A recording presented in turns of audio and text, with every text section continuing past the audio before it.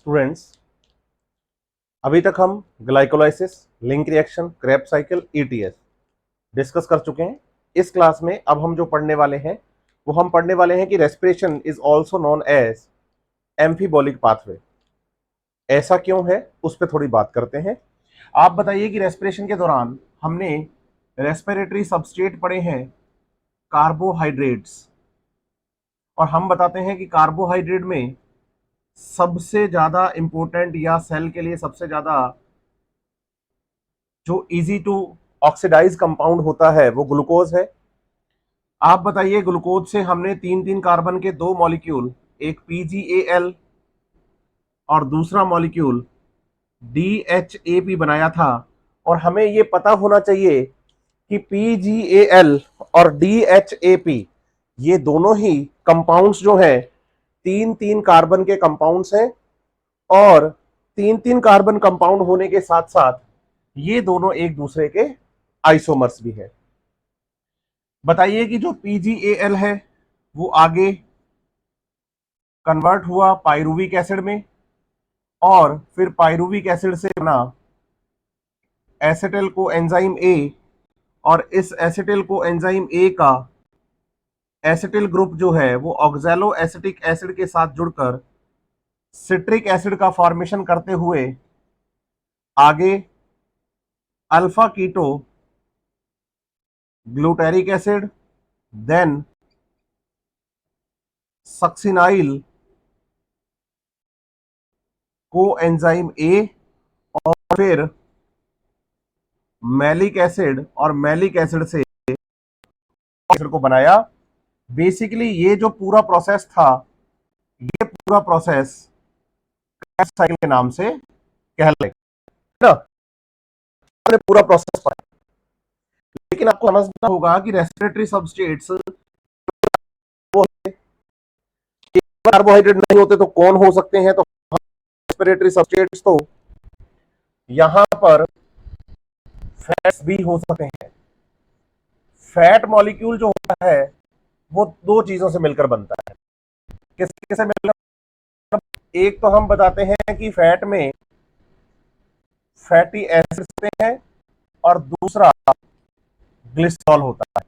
क्योंकि मॉलिक्यूल को हम ट्राइग्लिसराइड का नाम देते हैं, मींस यहां एक ग्लिसरॉल के साथ तीन फैटी एसिड जुड़ते हैं। बायोमॉलिक्यूल्स में पढ़ेंगे इससे हम बहुत अच्छे से। बायोमॉलिक्यूल्स में इसको पढ़ना है तो आपको बताना है कि एक जो फैट मॉलिक्यूल है उसका नाम रहता है ट्राइग्लिसराइड। अब जब हम ट्राइग्लिसराइड की बात करेंगे तो हमें पता होना चाहिए कि फैटी एसिड तीन है एक ग्लिसरॉल के साथ जुड़ते, जिससे कि बन जाता है ट्राइग्लिसराइड मॉलिक्यूल। ये ध्यान रखिएगा आप, ठीक है। अब आप बताइए कि जो ग्लिसरॉल और DHAP हैं ये दोनों एक दूसरे के आइसोमर हैं। मतलब अगर हमें इस ग्लिसरॉल मॉलिक्यूल को रेस्पिरेशन में लाना है तो ग्लिसरॉल मॉलिक्यूल जो है वो पहले DHAP, फिर पायरुविक एसिड, फिर आगे का प्रोसेस एज इट इज चलेगा। इसका मतलब हमने यहां ग्लिसरॉल को तोड़ लिया है, इसका मतलब ग्लिसरॉल का यहां कैटाबॉलिज्म हो गया है।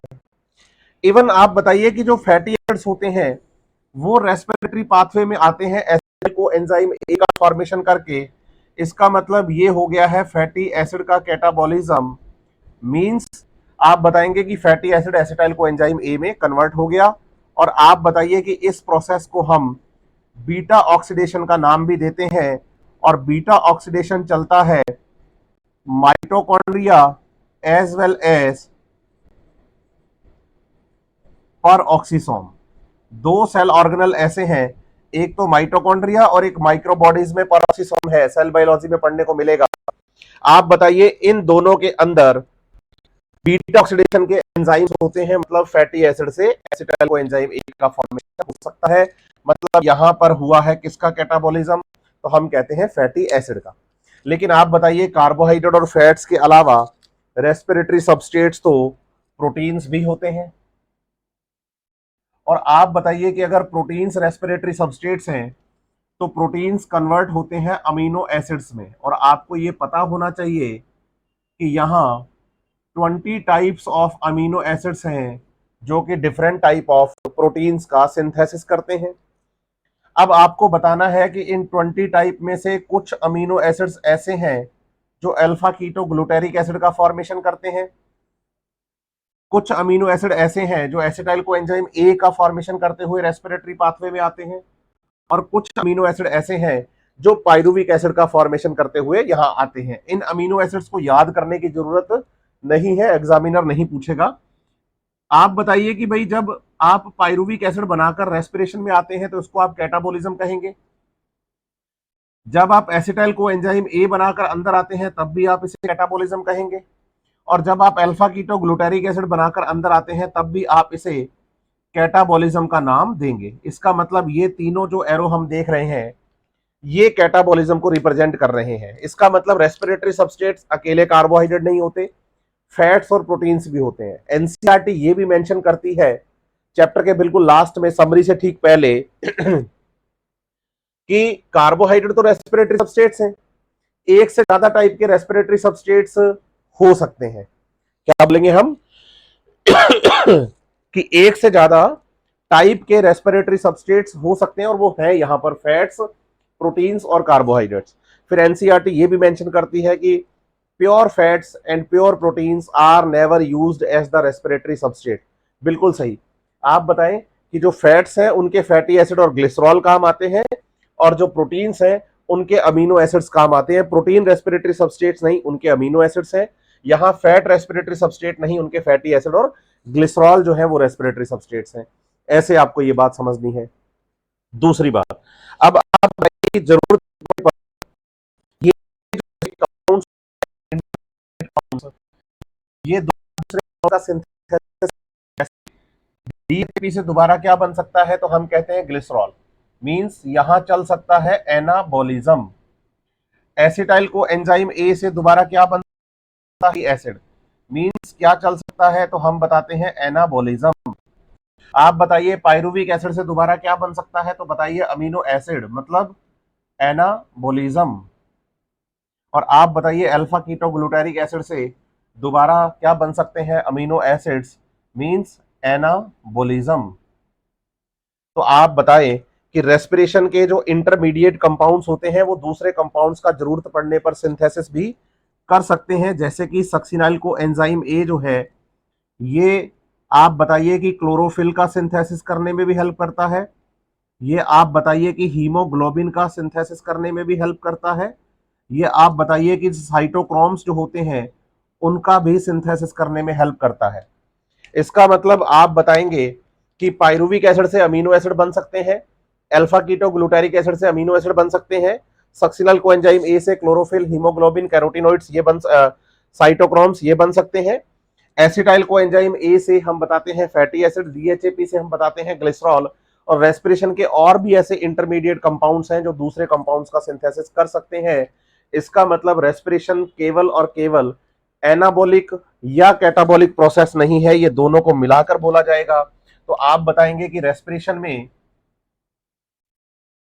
Catabolism as well as anabolism दोनों चलते हैं, और दोनों जब ये साथ साथ चलेंगे तो दोनों को मिलाकर हम बोल देंगे एम्फीबोलिक।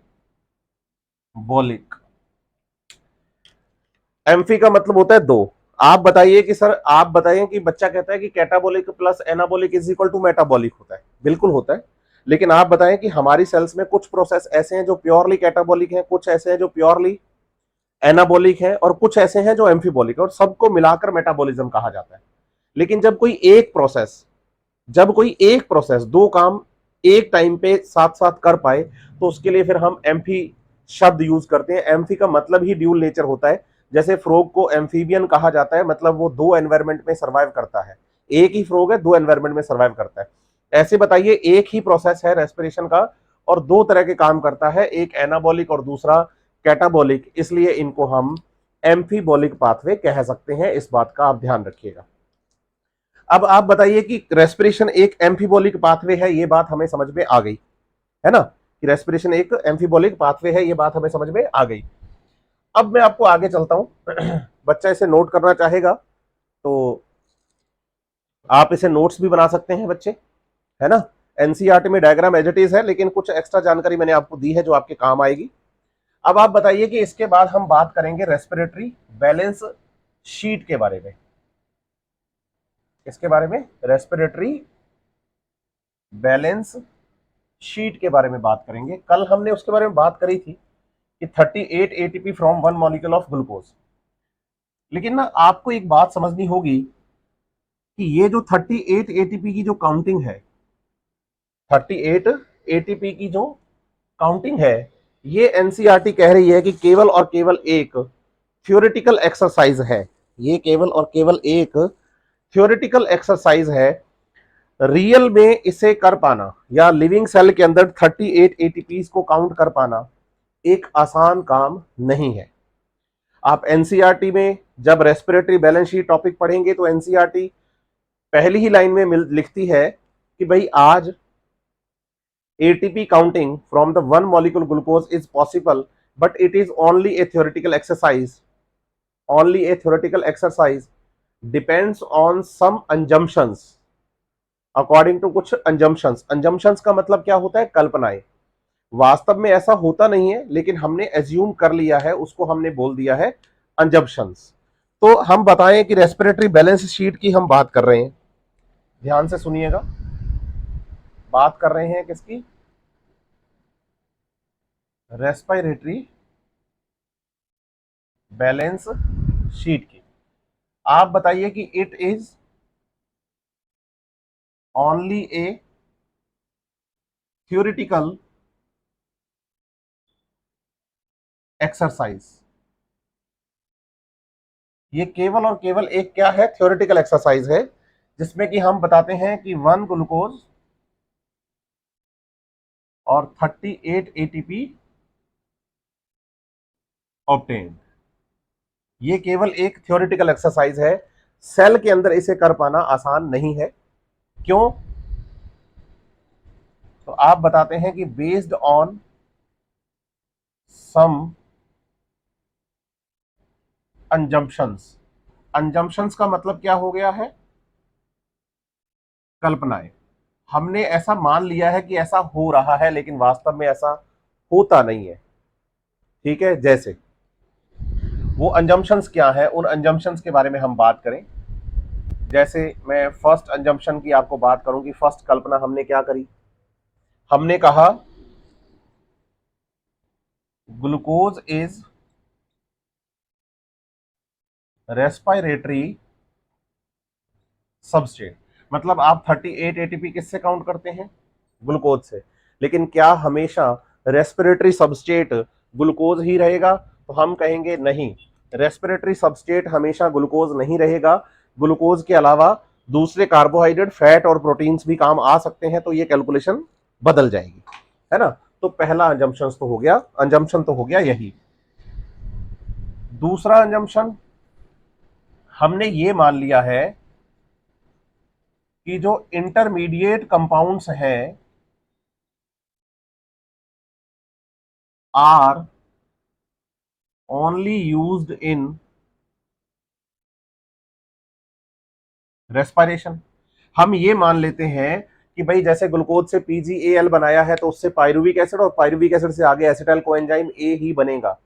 बताइए, ऐसा जरूरी नहीं है, क्योंकि एसिटाइल कोएंजाइम A दोबारा फैटी एसिड को बनाने में भी काम आ सकता है, और पायरुविक एसिड अमीनो एसिड को भी बना सकता है। इसका मतलब बीच में से कोई भी कंपाउंड इधर उधर, लेफ्ट राइट, इधर उधर जा सकता है। वो केवल रेस्पिरेशन के लिए नहीं बनता है, इस बात को आपको समझना होगा, है ना। तो आपको बताना है कि भाई ये भी एक सही बात नहीं है, ये भी एक कल्पना हो गई, अंजम्पशन हो गया। थर्ड, हम ये मान लेते हैं कि NADS2 of glycolysis enters into ETS। कि भाई जो NADS2 है, इसके हाइड्रोजन्स जो हैं वो किस में आएंगे? ETS में। बेसिकली यहां पर NADS2 के मैं हाइड्रोजन की ही बात कर रहा हूं, है ना, पूरे NADS2 की बात नहीं कर रहा हूं। तो हम ये मान लेते हैं कि जो NADS2 ग्लाइकोलाइसिस वाला था वो ETS में आएगा, और इससे 6 ATP बनेंगे और 38 की काउंटिंग हो जाएगी। लेकिन आप बताइए कि ग्लाइकोलाइसिस चलता है साइटोप्लाज्म में, ETS चलता है माइटोकॉन्ड्रिया में, तो जरूरी नहीं है कि जो NADS2 ग्लाइकोलाइसिस से बनता है वो पक्का ETS में जाए ही जाए, ऐसा कंपलसरी नहीं होता है, इस बात का आप ध्यान रखिएगा। इसका मतलब ये थर्ड आपके पास क्या हो गई है, ये तीसरी कल्पना। तो पहली हमने मान ली कि ग्लूकोज रेस्पिरेटरी सबस्ट्रेट है, दूसरा हमने मान लिया कि इंटरमीडिएट कंपाउंड जो है बच्चे वो कहीं काम नहीं आते, तीसरा हमने मान लिया कि NADH2 पक्का ग्लाइकोलाइसिस वाला ETS में आएगा, जो कि सच्चाई नहीं है, कल्पनाएं हैं। और चौथा हम ये मान लेते हैं अंजम्पशन कि all process are occurs one after another. ये भी एक गलत बात है। मतलब ये जो चारों बातें मैंने लिखी हैं, ये चारों ही बातें अंजम्पशंस हैं, जो कि एक रियलिटी नहीं है। अंजम्पशंस हैं ये चारों की चारों बातें, जो कि रियलिटी नहीं है ना। इसमें हमने मान लिया कि सारे प्रोसेस जो है वो वन आफ्टर अनदर, मतलब पहले ग्लाइकोलाइसिस होगा, फिर लिंक रिएक्शन, फिर क्रेब्स साइकिल, फिर ETS। बोलिए ऐसा नहीं होता, सारे प्रोसेस साइमल्टेनियसली हो सकते हैं और होते हैं। जिस टाइम पे ग्लाइकोलाइसिस चल रहा है साइटोप्लाज्म में, उस टाइम पे माइटोकॉन्ड्रिया के अंदर link reaction, Krebs cycle, ETS सब चल रहे होते हैं एक साथ। जब सब एक साथ चल रहे हैं तो आप कैसे डिसाइड कर पाते हो कि कौन सा हाइड्रोजन किसका है और कहां पर जाकर एंटर करेगा, है ना। तो ये एक गलत बात हो गई है। तो ये चारों बातें ठीक नहीं है, ये अंजम्पशन है। और इन्हीं के बेसिस पर हमने 38 ATP जो है बच्चे ऑब्टेन करने वाली एक थ्योरेटिकल एक्सरसाइज कर ली है। बच्चा कहता है आपने जब लास्ट लेक्चर रेस्पिरेशन पढ़ा है तो उसमें आप है, वास्तव में ये तो आपने ये कैलकुलेशन करवाई क्यों? कि ये कैलकुलेशंस करवाई जाती हैं केवल इसलिए ताकि बच्चा समझ पाए रेस्पिरेटरी एफिशिएंसी को। अब ये रेस्पिरेटरी एफिशिएंसी क्या है, इसको भी मैं समझाता हूं। आप बताइए कि अगर हम 1 ग्लूकोज मॉलिक्यूल की बात करेंगे तो इससे एनर्जी मिलेगी हमें 686 किलो कैलोरी। एटीपी मतलब टोटल हमें 686 किलो कैलोरी एक ग्लूकोज से मिल रही है। और आप बताइए कि इस ग्लूकोज से हमें एटीपी मिले हैं 38, अगर हम काउंटिंग करें तो। और आपको बताना है कि जो एक एटीपी होता है उसमें अप्रोक्सीमेटली 8.1 किलो कैलोरी एनर्जी है। सही है। अब आप बताइए कि 38 इंटू 8.1 अगर हम करते हैं तो ये आता है 307.2 किलो कैलोरी के आसपास, या मतलब समथिंग 5456 ऐसे आता है ना। 307 है। तो आप बताइए 307 पॉइंट समथिंग आप किलो कैलोरी एनर्जी यहां पर क्या कर पाए हैं, प्रोड्यूस। अब आप सोच के देखो कि रेस्पिरेटरी एफिशिएंसी है कितनी।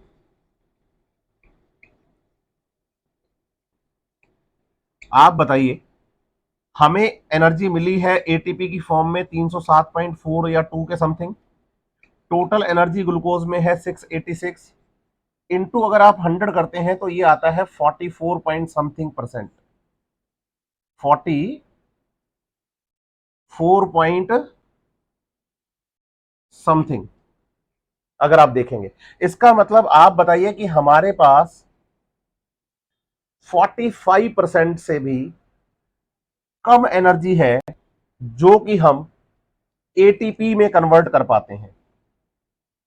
इसका मतलब बच्चा पूछता है कि मोर देन 55% एनर्जी कहां गई, तो हम बताते हैं कि वो कन्वर्ट हो गई है हीट में। हीट में आप याद करिए, हमने जब इंट्रोडक्शन पढ़ा था रेस्पिरेशन का पहला लेक्चर, अगर आप मेरा देखेंगे तो मैंने आपको कहा था कि ग्लूकोज को जब हम तोड़ते हैं रेस्पिरेशन के दौरान तो इससे निकलने वाली एनर्जी जो होती है उसमें से ज्यादा हीट निकलती है, एटीपी हम कम बना पाते हैं। तो आप बताइए कि यही वो कैलकुलेशन है जिससे हमें पता चलता है कि मोर देन 55% एनर्जी हीट की फॉर्म में चली गई है और लेस देन 45% एनर्जी एटीपी की फॉर्म में रह गई है।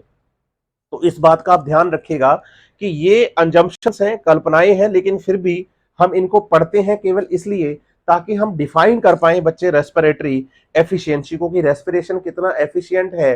तो हम कहते हैं लेस देन 45% रेस्पिरेशन एफिशिएंट है, मींस वो इसे एटीपी में कन्वर्ट कर पाता है। ये ध्यान रखिएगा आप। यहां तक सभी बातें एरोबिक रेस्पिरेशन के बारे में पूरी हो गई हैं। अभी हम शुरू कर रहे हैं एनएरोबिक रेस्पिरेशन को। कौन सा टॉपिक है अब हमारा, हम बताएंगे एनएरोबिक रेस्पिरेशन। आप एक बार इसे नोट करना चाहें तो आप इसको नोट भी कर सकते हैं, और नहीं भी करेंगे तो आप एनसीईआरटी पढ़िएगा, एज इट इज सारे पॉइंट्स आपको लाइन टू लाइन मिलेंगे उसके अंदर। ठीक है, चलिए अब हम नेक्स्ट टॉपिक की तरफ बढ़ते हैं। हमारे नेक्स्ट टॉपिक का नाम एनएरोबिक रेस्पिरेशन। एनसीईआरटी ने उसे फर्मेंटेशन की फॉर्म में लिखा है। आप बताइए, एनारोबिक रेस्पिरेशन एनारोबिक ऑर्गेनिजम्स में या एरोबिक ऑर्गेनिजम्स में होता है एनारोबिक कंडीशंस में, जब उनके पास ऑक्सीजन की क्या आ जाती है, कमी आ जाती है, उस टाइम पे एनारोबिक रेस्पिरेशन होता है। कैसे होता है उसके बारे में हम अभी डिस्कस करेंगे। तो हमारा अभी टॉपिक जो है वो क्या है, एनारोबिक रेस्पिरेशन, जिसे कि एनसीईआरटी ने फर्मेंटेशन के नाम से भी लिखा है। इसी को अब डिस्कस करते हैं। बताइए, हमारे पास ग्लूकोज मॉलिक्यूल था 6 कार्बन का। इस ग्लूकोज मॉलिक्यूल से हमने फॉर्मेशन किया है PgAl का। जब हम PgAl का फॉर्मेशन कर रहे थे ग्लाइकोलाइसिस के दौरान, तो यहाँ 4 रिएक्शंस हमने जो चलाई, उनमें से 2 रिएक्शंस ऐसी थी जिनके अंदर हमने ATP को कंज्यूम किया, और फिर ये जो PgAl 3 कार्बन का है, ये आगे कन्वर्ट हुआ था पायरुविक एसिड में, और इसमें भी आगे 3 कार्बन थे। लेकिन इस दौरान हम बताएंगे यहां पर कि 4 तो हमने एटीपी के मॉलिक्यूल बना लिए थे एसएलपी से, और साथ ही साथ हमने यहां पर NADS2 मॉलिक्यूल का फॉर्मेशन भी किया था NAD प्लस से। और आप बताइए, इस NAD प्लस को हाइड्रोजन्स जो दिए थे वो PgAl ने दिए थे, PgAl ने। इसका मतलब ग्लाइकोलाइसिस प्रोसेस में हाइड्रोजन डोनर का काम फॉस्फोग्लिसरल्डिहाइड मींस PgAl कर रहा है। अब आप बताइए कि अगर आपको यहां चलाना है एरोबिक रेस्पिरेशन, तो एरोबिक रेस्पिरेशन के लिए ये जो पायरुविक एसिड है, ये माइटोकॉन्ड्रिया में एंटर कर जाएगा, जिससे लिंक रिएक्शन, क्रेब्स साइकिल और ETS वाले प्रोसेस चलेंगे, हम पढ़ चुके हैं। लेकिन आप बताइए कि अगर आपको यहां इससे चलाना पड़े एनारोबिक रेस्पिरेशन, तो ये साइटोप्लाज्म में ही रह जाएगा। तो आप बताएंगे कि ये सबसे पहली कंडीशन तो ये है कि ड्यूरिंग एनारोबिक कंडीशंस, कि भाई कंडीशंस कैसी हैं, एनारोबिक कंडीशंस। एनारोबिक कंडीशंस मतलब ऑक्सीजन कम है या है नहीं। तो आप बताइए कि ये एनारोबिक रेस्पिरेशन अब यहां स्टार्ट होगा,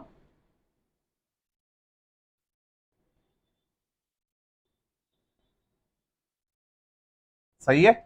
पायरुविक एसिड के बाद हम इसको एनारोबिक रेस्पिरेशन बोले। चलो मैं फर्मेंटेशन भी आपको क्लियर करता हूं, एनारोबिक रेस्पिरेशन और फर्मेंटेशन कैसे बोलेंगे मैं बताता हूं। बताइए, एनारोबिक कंडीशन के दौरान जो पायरुविक एसिड है वो साइटोप्लाज्म में ही रह जाएगा। कहां रह जाएगा? साइटोप्लाज्म में।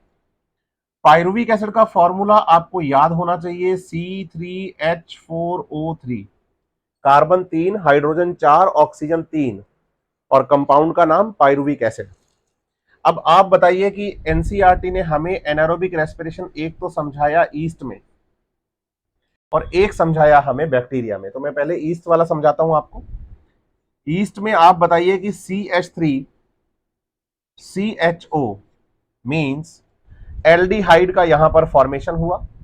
पायरुविक एसिड में कार्बन कितने हैं? हम बताते हैं 3। यहां कार्बन आपके पास 2 ही रह गए हैं। इसका मतलब एक कार्बन का मॉलिक्यूल, मतलब एक कार्बन जो है वो यहां पर रिलीज हो गया है। हाइड्रोजन अगर आप देखेंगे पायरुविक एसिड में 4, तो इधर 3 और 1 4 है, हाइड्रोजन पूरे हैं। ऑक्सीजन इधर 3 है, लेकिन इधर ऑक्सीजन 1 ही बची है। इसका मतलब एक पूरा का पूरा CO2 का मॉलिक्यूल यहां निकल गया है, और हम बताएंगे कि यहां डी कार्बोक्सिलेशन हो गया है।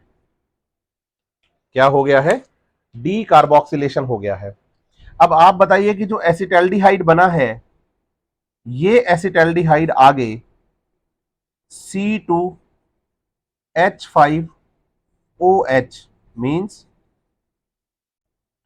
एथेनॉल में कन्वर्ट होगा। यहां इथेनॉल जो है बच्चे वो अल्कोहल है। अल्कोहल में जब ये कन्वर्ट हुआ तो आप यहां हाइड्रोजन, कार्बन और ऑक्सीजन के नंबर काउंट करेंगे।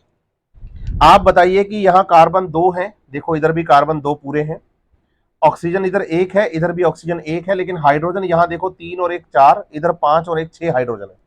इसका मतलब हाइड्रोजन ज्यादा है। तो आप बताइए ये जो NaDH2 हमने बनाया था PgAl से हाइड्रोजन लेकर, वही NaDH2 अपने हाइड्रोजन्स इस एसिटाल्डिहाइड को देकर NAD+ बना लेगा। मतलब ये एक हाइड्रोजन एक्सेप्टर हो गया। तो आप बताएंगे कि भाई ईस्ट में हाइड्रोजन डोनर कौन है? PgAl। और आप बताइए हाइड्रोजन एक्सेप्टर कौन है? तो बताएंगे एसिटाल्डिहाइड। अब ना ध्यान देना, एथेनॉल का बनना, ये यहां पर जो एथेनॉल का फॉर्मेशन हो रहा है, इसे हम फर्मेंटेशन कहेंगे। लेकिन अगर आप इस पूरे प्रोसेस, जिसका नाम यहां से लेकर यहां तक क्या है, ग्लाइकोलाइसिस, तो बताएंगे कि ग्लाइकोलाइसिस और ये अल्कोहल बनने वाली रिएक्शन, ये रेस्पिरेशन नहीं है। पहले तो ये समझ लेना, ये रेस्पिरेशन क्यों नहीं है? क्योंकि रेस्पिरेशन में हाइड्रोजन को निकाला जाता है, लेकिन यहां तो हाइड्रोजन जो है वो ऐड हो गए हैं कंपाउंड के अंदर, तो ये रेस्पिरेशन नहीं है। रेस्पिरेशन केवल ऊपर तक है, क्योंकि यहां हाइड्रोजन निकाल रहे हो, क्योंकि रेस्पिरेशन का मतलब है ऑक्सीडेशन ऑफ फूड। तो आप बताइए कि ये वाला प्रोसेस फर्मेंटेशन है, ये प्रोसेस ग्लाइकोलाइसिस है। पूरे को अगर मिला देंगे तो इसे हम एनारोबिक रेस्पिरेशन कहेंगे। तो अगर आपसे पूछा जाए कि during anaerobic respiration which process of respiration occurs, तो आप बताएंगे ग्लाइकोलाइसिस ओनली। ये प्रोसेस रेस्पिरेशन में काउंट नहीं होगा, याद रखिएगा। क्यों नहीं होगा? क्योंकि यहां हाइड्रोजन यूज किए जा रहे हैं, और हाइड्रोजन यूज किए जा रहे हैं, हाइड्रोजन को जोड़ा जा रहा है एसिटाल्डिहाइड में, तो कंपाउंड का यहां ऑक्सीडेशन नहीं, रिडक्शन हो रहा है। ठीक है। और आपको याद रखना है कि इस जगह पे जो एंजाइम काम करता है उसे हम अल्कोहल डीहाइड्रोजिनेज का नाम देते हैं। क्या नाम देते हैं? अल्कोहल डीहाइड्रोजिनेज का नाम देते हैं। दूसरी तरफ आपको याद करना है कि अगर हम इसे बैक्टीरिया में याद करें, कुछ बैक्टीरिया है जैसे कि लैक्टोबैसिलस बैक्टीरिया जो कि दूध से दही बनाता है, उसके अंदर आप बताइए कि जो पायरुविक एसिड है वो सीधे ही लैक्टिक एसिड C3H6O3 में कन्वर्ट हो जाएगा। यहां पायरुविक एसिड में और लैक्टिक एसिड के बीच में कोई इंटरमीडिएट नहीं बन रहा, जैसे कि प्लांट सेल में या ईस्ट सेल के अंदर कौन बन रहा था? एसिटाल्डिहाइड। यहां कोई इंटरमीडिएट नहीं बन रहा। और आप बताइए carbon 3, oxygen 3, oxygen 3, hydrogen 4, hydrogen 6, तो 6 हाइड्रोजन है। तो इसका मतलब हाइड्रोजन कहां से आए? तो हम कहते हैं कि जो NaDH2 था वो NAD+ में बदल गया, और ये हाइड्रोजन किसने ले लिए? पायरुविक एसिड ने। इसका मतलब बैक्टीरिया के अंदर अगर हम हाइड्रोजन एक्सेप्टर की बात करेंगे तो हम वो हाइड्रोजन एक्सेप्टर किसे बताएंगे? पायरुविक एसिड को। लेकिन अगर यीस्ट में हम बात करेंगे तो वो हाइड्रोजन एक्सेप्टर हम किसे बताएंगे? एसिटाल्डिहाइड को। ठीक है। और यहां पर जो एंजाइम काम करेगा उसका नाम है लैक्टेट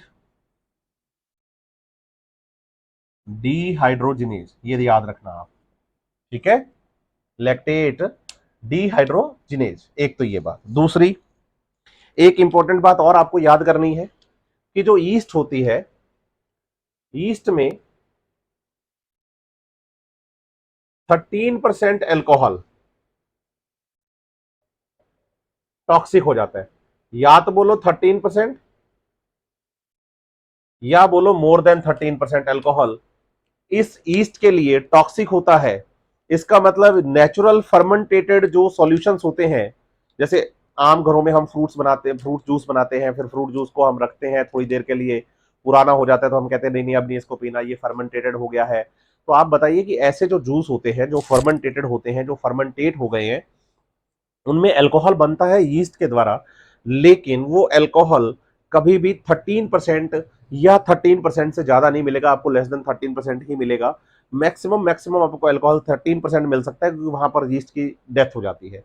तो आप बताइए 13% अल्कोहल इज टॉक्सिक और द हैजार्ड और the harmful for the yeast cell. तो नेचुरली फर्मेंटेटेड सॉल्यूशंस में अल्कोहल कितना बनेगा, तो हम बताएंगे अप टू 13%। एनसीईआरटी कहती है कि मार्केट में अल्कोहल आपको 90, 85, 97, 99% तक भी मिल जाता है। तो वो आप अल्कोहल कैसे बनाते हैं, तो बताइए वो नेचुरली नहीं, आर्टिफिशियल मेथड जिसका नाम डिस्टिलेशन होता है, उस आर्टिफिशियल मेथड डिस्टिलेशन से वो अल्कोहल बनाया जाता है। इस बात का आपको ध्यान रखना है, ठीक है। तो आप अब बताइए कि यीस्ट के अंदर अल्कोहल कितना है, 13%, ठीक है। एक तो ये बात याद रखनी है। दूसरी बात आपको याद रखनी है कि भाई ड्यूरिंग एनारोबिक रेस्पिरेशन, क्या बोलेंगे हम, during anaerobic respiration less than 7% energy obtain. यहां एनसीईआरटी ने अधूरा लिखा है, आपको करना है याद, as compare to aerobic respiration. Aerobic respiration से आपको एटीपी मिलते हैं 38, और एनारोबिक से आपको एटीपी मिलते हैं केवल 2। आप 4 एटीपी बनाते हैं एसएलपी वाले, 2 यहां यूज आ जाते हैं, केवल 2 एटीपी मिलते हैं। तो अगर आप 38 का 7% निकालेंगे ना, तो 2.66 एटीपी आएगा। लेकिन हमें मिला कितना है, 2 एटीपी। तो इसका मतलब एरोबिक की कंपेयर में एनारोबिक रेस्पिरेशन से आपको लेस देन 7% एनर्जी ही मिलती है। ये बात ध्यान रखिएगा। दूसरी बात, एक चीज का खास ध्यान रखना है, बोलो NADH2 से NAD+ का बनना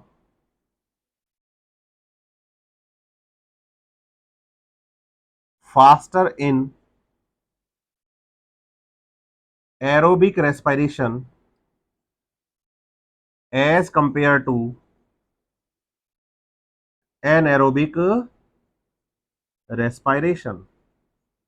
आप बताइए कि एरोबिक रेस्पिरेशन की कंपेयर में एनारोबिक रेस्पिरेशन जो होता है उसमें NADH2 से NAD+ का बनना स्लो, एरोबिक में फास्टर।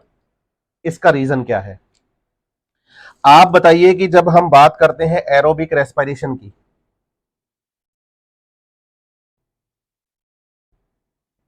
तो वहां फर्स्ट कॉम्प्लेक्स है NADH डिहाइड्रोजनेज, है ना, ये एंजाइम। ये आप बताएंगे कि फास्टर एंजाइम होता है, जो कि NADH2 को NAD+ में कन्वर्ट करता है। ETS का पहला कॉम्प्लेक्स था, अगर आपको ये याद हो तो।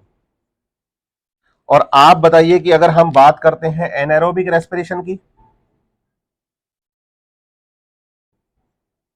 एनारोबिक रेस्पिरेशन की, तो यहां हमने 2 एंजाइम पढ़े। एक तो अल्कोहल डिहाइड्रोजनेज, जो NADH2 को NAD में प्लस कन्वर्ट करता है।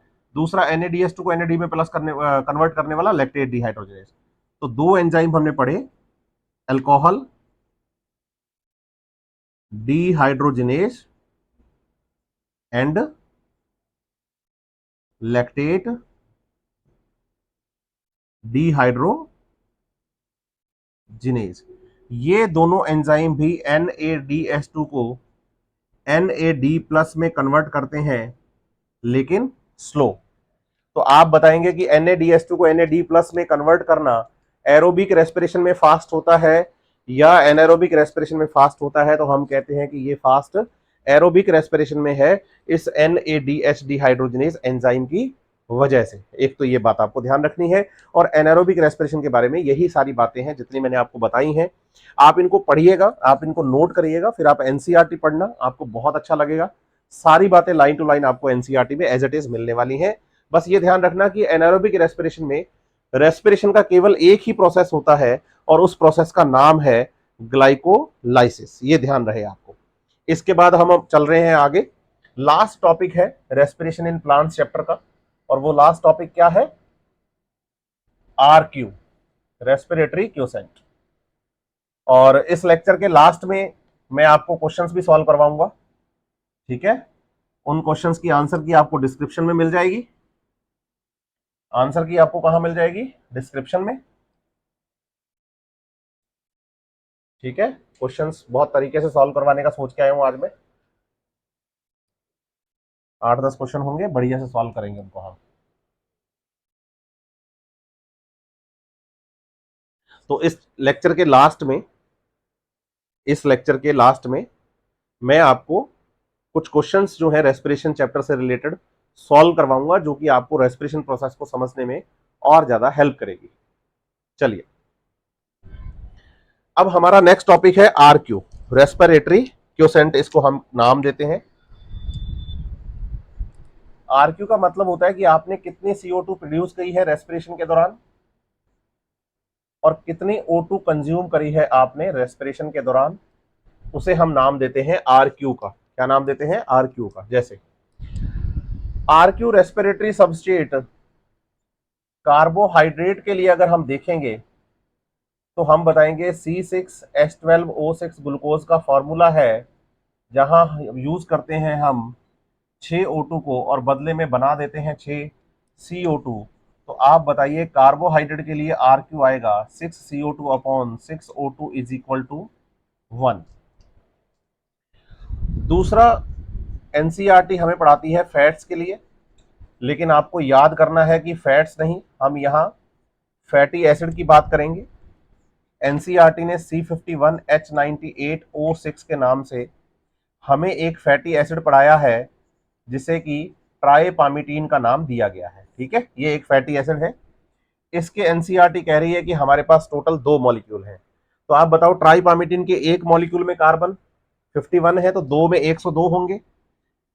तो आपको बताना है कि यहां हम 145 ऑक्सीजन यूज करेंगे और बदले में 102 CO2 निकालेंगे, क्योंकि कार्बन 51 है एक कंपाउंड ट्राइपामिटीन के अंदर, इसके 2 मॉलिक्यूल लिए हैं तो 102 कार्बन निकलेंगे। तो आप बताइए कि फैट्स के लिए अगर हम आरक्यू की बात करेंगे तो हम बताएंगे कि हमने 102 तो CO2 निकाली है और बदले में 145 ऑक्सीजन हमने कंज्यूम करी है। इसका मतलब ऑन एवरेज 0.7 के आसपास आरक्यू आएगा।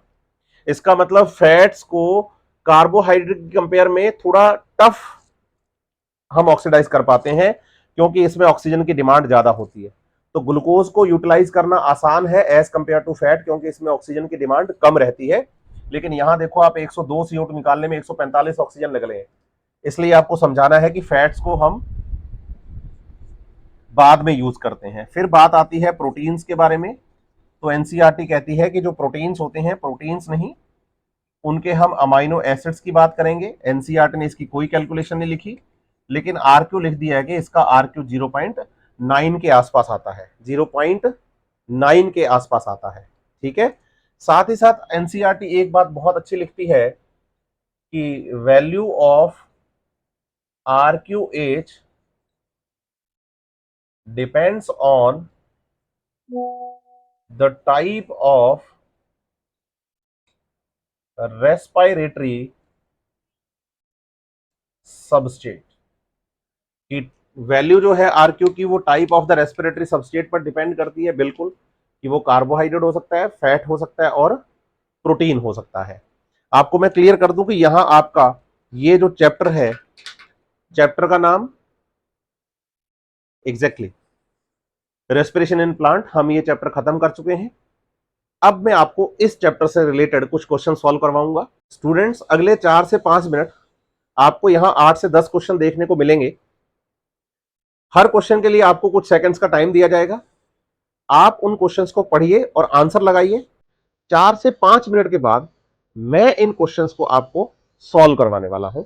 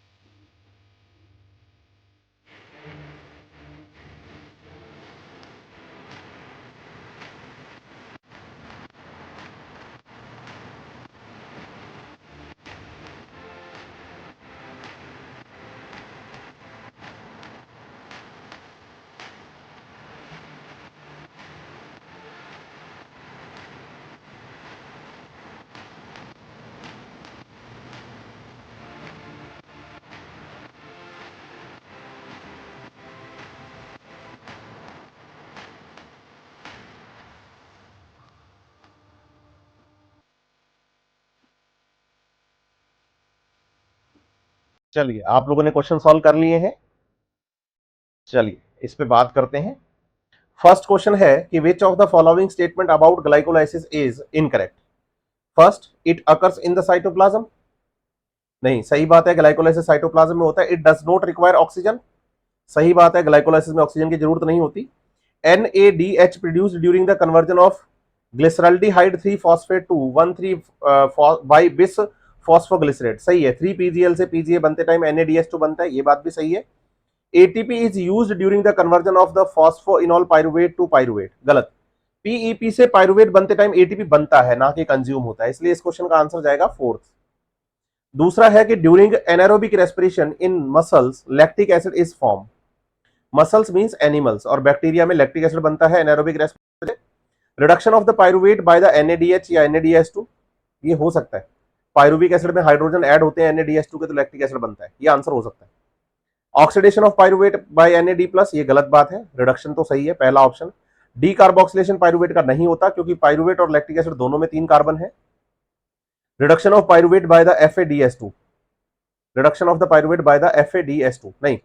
तो आप बताइए कि फर्स्ट आंसर जाएगा, क्योंकि FADH2 माइटोकॉन्ड्रिया में होता है और ये एनारोबिक रेस्पिरेशन का क्वेश्चन है, तो क्वेश्चन नंबर 2 का आंसर जो है बच्चे वो फर्स्ट आंसर है। थर्ड है the site of the oxidative phosphorylation. Oxidative phosphorylation मतलब ATP फॉर्मेशन, ये बताएंगे माइटोकॉन्ड्रिया की इनर मेम्ब्रेन पर होता है। सीधा क्वेश्चन आएगा, ये साइटोप्लाज्म में नहीं, आउटर मेम्ब्रेन में नहीं, मैट्रिक्स में नहीं, सीधा ऑप्शन आएगा थर्ड, इनर माइटोकॉन्ड्रियल मेम्ब्रेन, क्योंकि F0 और F1 पार्टिकल वहीं पाए जाते हैं। फोर्थ है the RQ respiratory quotient value of the complete oxidation of the glucose. अभी अभी पढ़ा है हमने, 1 आएगा ग्लूकोज के लिए, 6 CO2 अपॉन 6 O2 है ना, 1 RQ। Which of the following, next fifth question है कि which of the following is not involve in the conversion of the pyruvate to acetyl coenzyme A, means link reaction. Link reaction में coenzyme A काम आता है, बिल्कुल आता है। NAD+ काम आता है, बिल्कुल आता है। FAD आता है, नहीं, माइटोकॉन्ड्रिया में आता है, वो तो सक्सिनिक डिहाइड्रोजनेज के लिए। पाइरुवेट डिहाइड्रोजन एंजाइम काम आता है, बिल्कुल। तो फिफ्थ नंबर क्वेश्चन का जो सही आंसर जाएगा वो आंसर क्या जाएगा, थर्ड ऑप्शन, FAD+ का लिंक रिएक्शन में कोई काम नहीं है। क्वेश्चन नंबर 6 की बात करते हैं। In the electron transport chain, मतलब ETS या ETC, which of the following act as the final electron transport electron acceptor. Oxygen, NAD+, FAD+, ubiquinone. Final, final मतलब सबसे लास्ट में इलेक्ट्रॉन को कौन लेता है, ऑक्सीजन, वाटर का फॉर्मेशन करती है ना ETS में, तो इस क्वेश्चन का सही आंसर जाएगा फर्स्ट। 7 नंबर क्वेश्चन है कि which enzyme is responsible for the decarboxylation of the alpha ketoglutarate in the Krebs cycle. Which enzyme is responsible for the decarboxylation of the alpha ketoglutarate. Alpha ketoglutarate से आपको क्या करना है, CO2 को बाहर निकालना है, डीकार्बोक्सिलेशन है, तो डीकार्बोक्सिलेज एंजाइम होगा।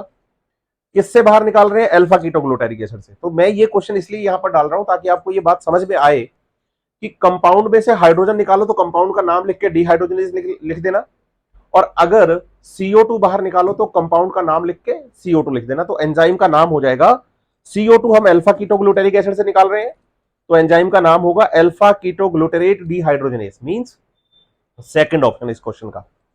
फिर आते हैं हम 8 नंबर पे, which of the following condition would lead to a higher rate of the respiration in plants. Plants में रेस्पिरेशन की रेट हाई कब होगी? जब हाई टेम्परेचर होगा और लो ऑक्सीजन कंसंट्रेशन, पहला ऑप्शन। दूसरा, लो टेम्परेचर और हाई ऑक्सीजन कंसंट्रेशन। तीसरा, high humidity and low temperature. और फोर्थ है high carbon dioxide concentration and high humidity. तो हम इसका आंसर देंगे first, high temperature and low oxygen concentration. Reason बताता हूं। हाई टेम्परेचर का मतलब हो गया, टेम्परेचर अगर ज्यादा है तो एंजाइम अच्छे से एक्टिव हो जाते हैं काम करने के लिए, है ना। एंजाइम अच्छे से एक्टिव हो जाते हैं काम करने के लिए, इसलिए मैं यहां आंसर दूंगा हाई टेम्परेचर, क्योंकि टेम्परेचर अच्छा है तो एंजाइम्स अच्छे से काम करेंगे। दूसरा, लो कंसंट्रेशन क्यों? लो ऑक्सीजन कंसंट्रेशन से क्या होगा कि आपका एरोबिक रेस्पिरेशन तो हो जाएगा कम। अब आप सोचो, एरोबिक रेस्पिरेशन जो है बच्चे, उससे एक ग्लूकोज से 38 एटीपी आपको मिलते हैं, और एनारोबिक रेस्पिरेशन अगर चलेगा तो 2 ही मिलेंगे। इसका मतलब एनारोबिक रेस्पिरेशन को एरोबिक के कंपेयर में 19 टाइम चलाना पड़ेगा, तब कहीं जाके 38 की डिमांड आपकी पूरी होगी। इसका मतलब ऑक्सीजन का लेवल कम होने पर रेस्पिरेशन की जो डिमांड है वो ज्यादा हो जाती है। क्यों? क्योंकि आप केवल वहां एनारोबिक रेस्पिरेशन को चला पा रहे हैं, तो रेस्पिरेशन की रेट बढ़ जाएगी, क्योंकि आपको एटीपी कम मिलता है, 2 ही एटीपी मिलते हैं, तो ज्यादा रेस्पिरेशन चल पाएगा। ध्यान रखिए इस बात का। इसीलिए जब आपकी बॉडी में ऑक्सीजन का लेवल कम होता है तो आप रेस्पायर फास्ट करते हैं, लेकिन जब आपकी बॉडी में ऑक्सीजन लेवल बहुत ठीक होता है तो आप बहुत शानदार रहते हैं, रिलैक्स रहते हैं। और नेक्स्ट क्वेश्चन है, इसलिए इस क्वेश्चन का आंसर फर्स्ट जाएगा बच्चे। High temperature low oxygen lead करता है high rate of the respiration को। 9 number, how many molecules of ATP are produce from the complete oxidation of the one molecule of glucose in the eukaryotic cell. 38 ATP हमने count किए थे eukaryotic cell के cytoplasm और mitochondria को जोड़कर। 38 ATP हमने total बनाए थे, जिसको कि हमने रेस्पिरेटरी बैलेंस शीट कहा था। इन क्वेश्चंस को आप दोबारा देखिएगा, इनकी प्रॉपर आंसर की क्वेश्चंस के साथ आपको आपके डिस्क्रिप्शन में मिलेगी, इस लेक्चर के डिस्क्रिप्शन में मिलेगी।